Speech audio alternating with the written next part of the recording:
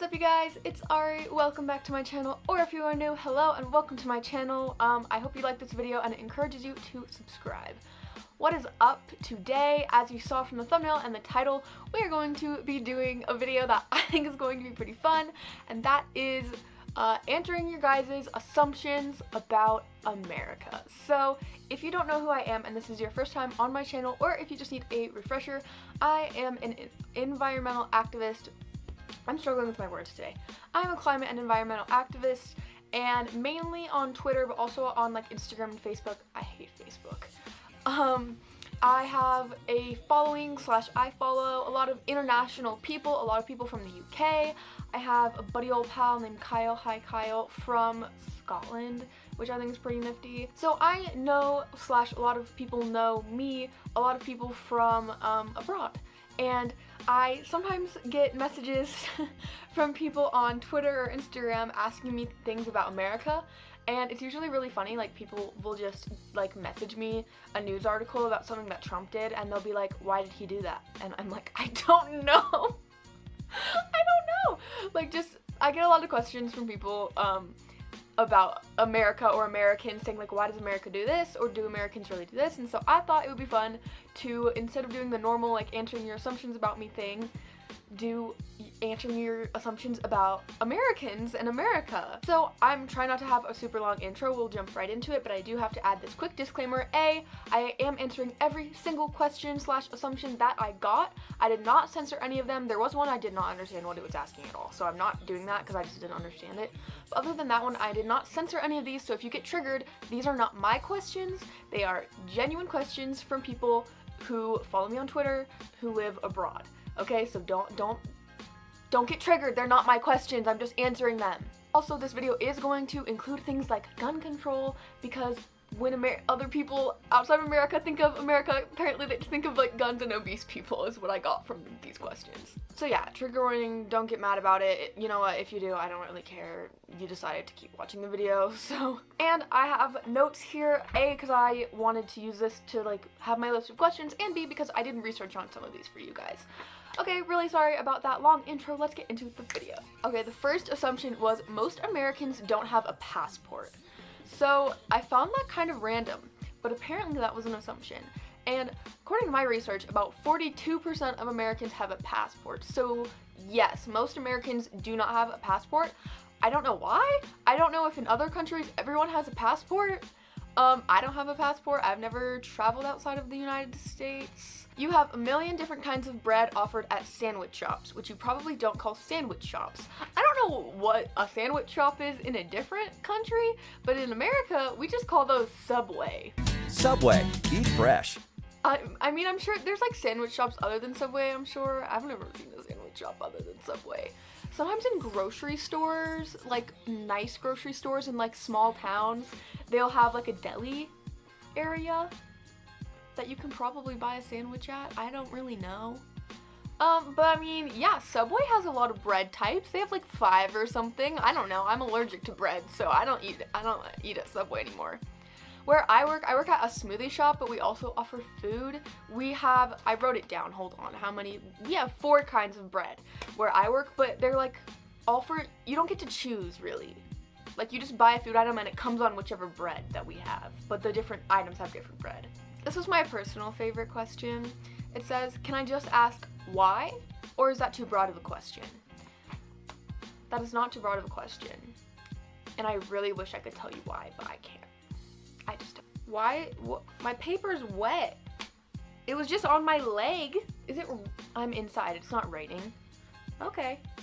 Americans are very territorial and live in their own bubble, ignorant to the rest of the world, and are filled with self-importance. I also got this one that I thought like could go along with it. Most Americans don't know what's going on outside in the world, like not in America.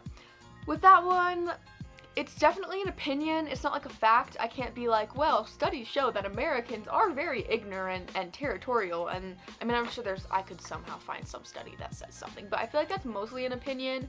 In my opinion, I feel like we don't really know what's going on outside of the US, like Brexit.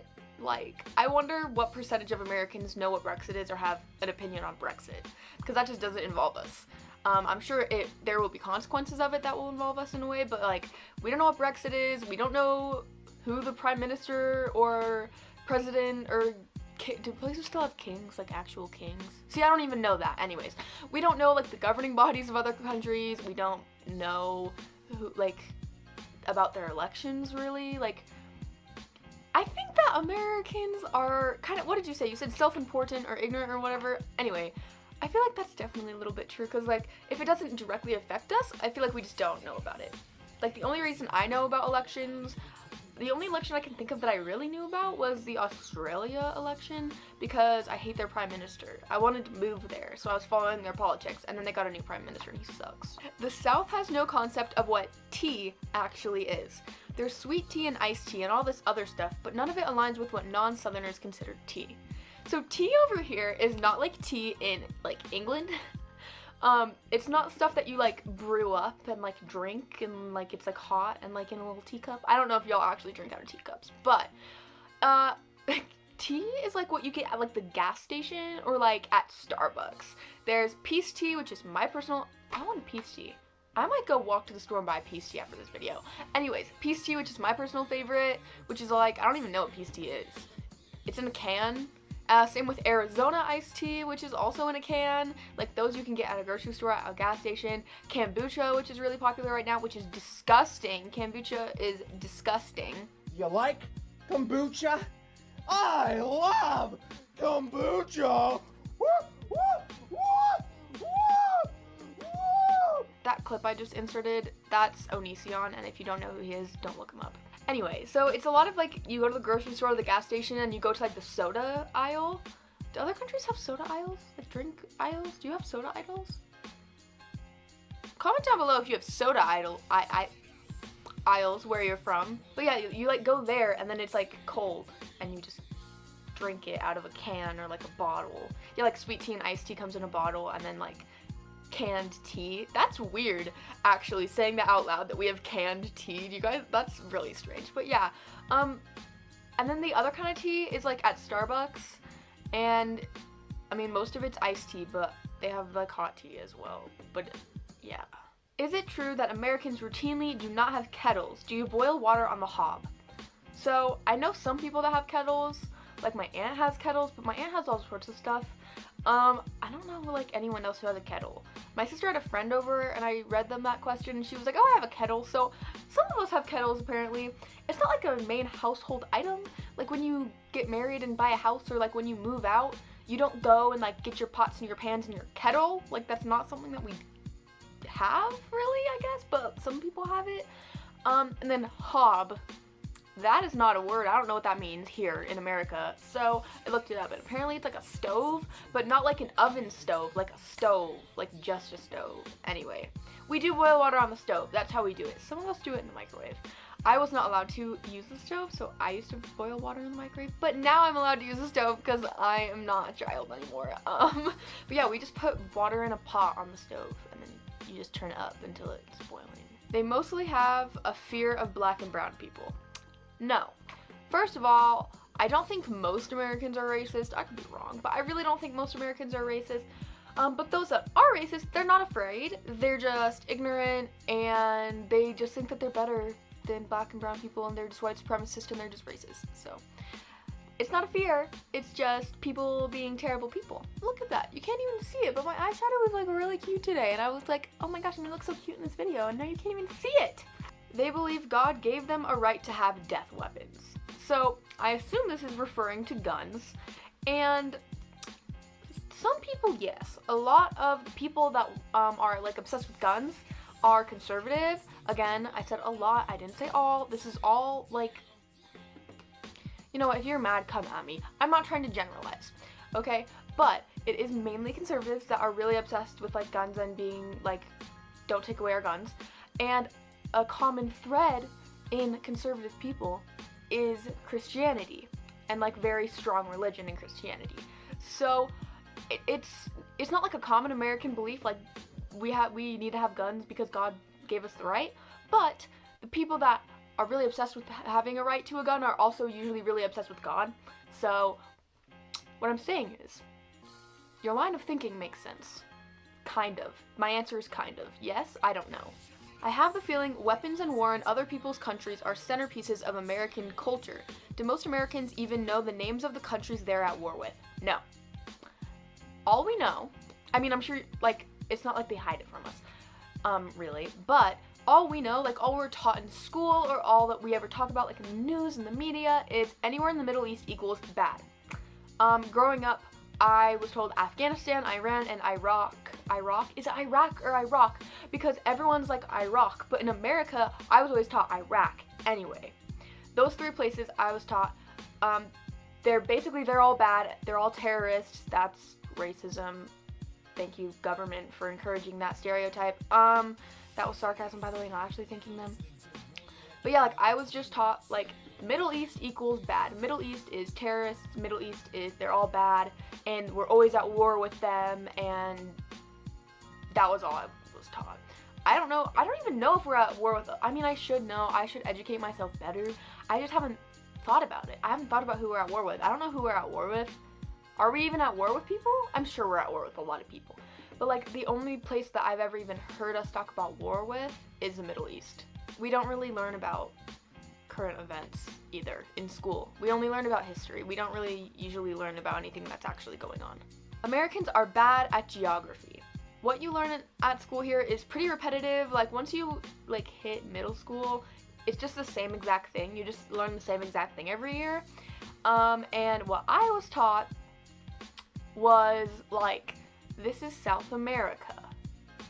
Look at the countries. Memorize their names and where they are. Okay, here's your test. It's South America. Write the names of the countries. And then they take it and they grade it and they're like, here's your grade, and you're like, okay, and then you just move on and, like, that's it. Like, you just forget about it, like, oh, okay, whatever. And then next year they're like, South America, and you're like, oh man, I don't remember this. And then you memorize it again, spit it back onto your paper, they grade it, they give it back, you forget it again. So, yeah, no, we're not good at geography. We're not really taught geography. Everyone has a gun. So I thought this was interesting. I looked it up. 43% of households have at least one gun.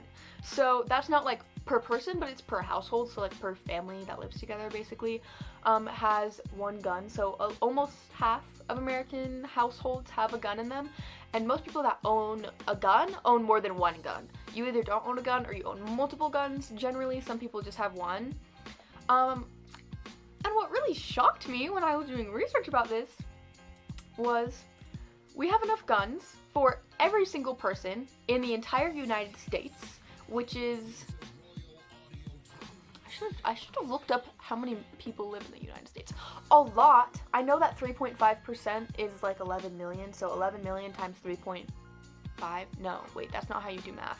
I graduated early, okay? I haven't been to school in a minute.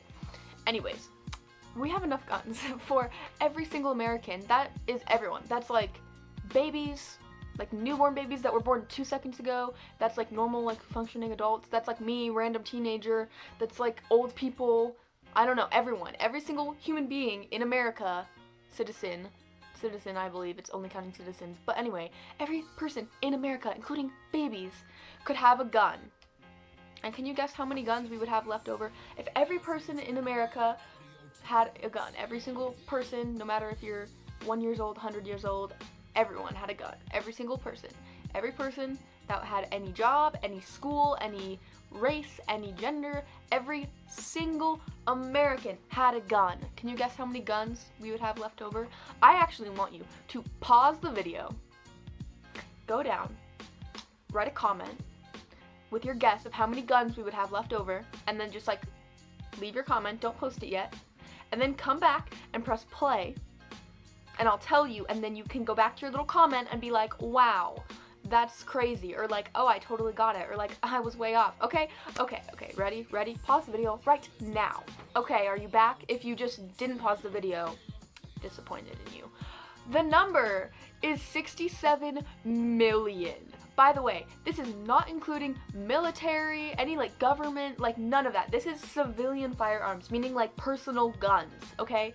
Every American in the entire America, every single American could have a gun, and we would have 67 million civilian firearms / guns left. Like, imagine you just like line up the entirety of America, give them all a gun, and then you're like, oh wait, we have 67 million extra ones. Oops. So yeah, not everyone has a gun, but we have a lot of guns. Everything is super sweet and fatty, and your food is mostly unhealthy. So it depends. So there's some products that you can get overseas that you can also get in America, and they're just the exact same. But then some products they have different recipes for in different countries depending on maybe what's available in that country, if they if they produce it in different places, and then like whatever place you're closest to, the recipe might be different depending on like where that place gets their ingredients from, or they might be different depending on what your country has laws about, like what you're allowed to have in food, stuff like that. So some products are the same, but some American products, not for production reasons, solely just because it's America, do have more fat or more sugar in them. We like our fat and sugar.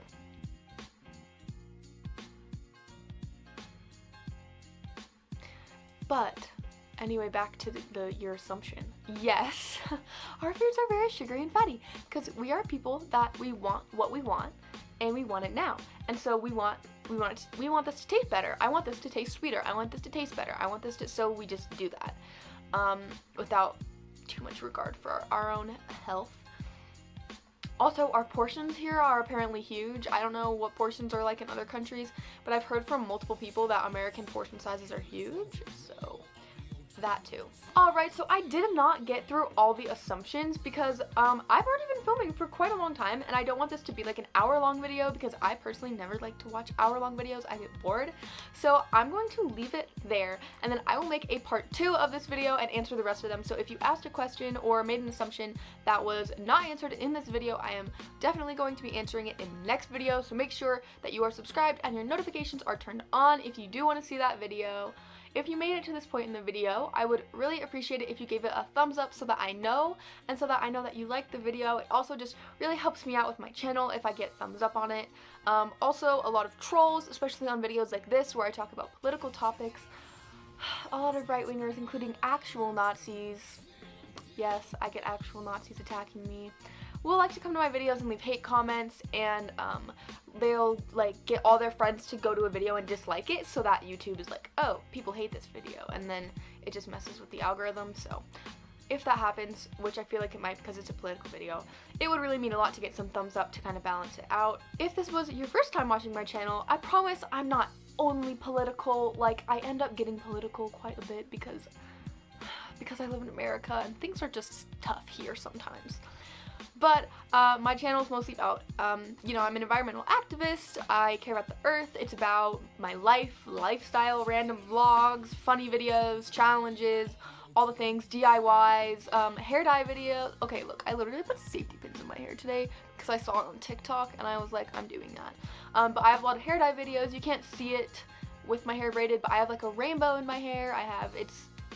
It's fun. I'm also super into like emo bands and like metalcore and all that, so I do make some alternative content. So if this is your first time watching me and you did like this video, or you like my safety pin hair or whatever, if you want to subscribe or check out some of my other videos to see if you want to subscribe, that would mean a lot to me. And then I really don't like plugging this because it makes me feel so awkward, but I do have a Patreon, and I know, you're not famous enough, you're not big enough to have a Patreon. Well, multiple people asked me to make a Patreon, and I have multiple patrons. So if you have been subscribed for a while, if you are a supporter, I would love it if you would join my Patreon. And it's only $1 a month. The way I always describe it is you could like lift up your couch cushions and find change and like do that once a month, and that's basically being a Patreon for me. It's literally you just like find the change in your couch and like give it to me one time a month, and I would really appreciate the support. Anyway though, that's like completely not, especially with the whole coronavirus thing. I know that in the US unemployment is getting high, so that is clearly like an extra thing that you are like not obligated in any way to go and like be a patron. That's just for anyone that has a little bit extra money a month that they could give to me to support me, and there's more info about why I have a Patreon and what I do with the Patreon money on my Patreon, which is linked in the description at all times. Okay, that is the end of this video. Thank you to everyone overseas and abroad, and not overseas, I guess, because technically Canada and Mexico and South America are all like attached to us, connected. Anyway, thank you to everyone who gave me some questions to answer today. I hope you liked the answers. I hope that my response to your assumption was right. I don't know. I hope you enjoyed the video, and I really appreciate you interacting and interacting on Twitter, interacting with my YouTube channel, and my Twitter followers are like the most supportive people in my life. Y'all are more supportive than my family sometimes, so thank you so much. Okay, well, I will see you in part 2. Remember to never be silent and never be violent. I said that really weird. Okay, I love you guys so much, and peace out. I dropped my camera.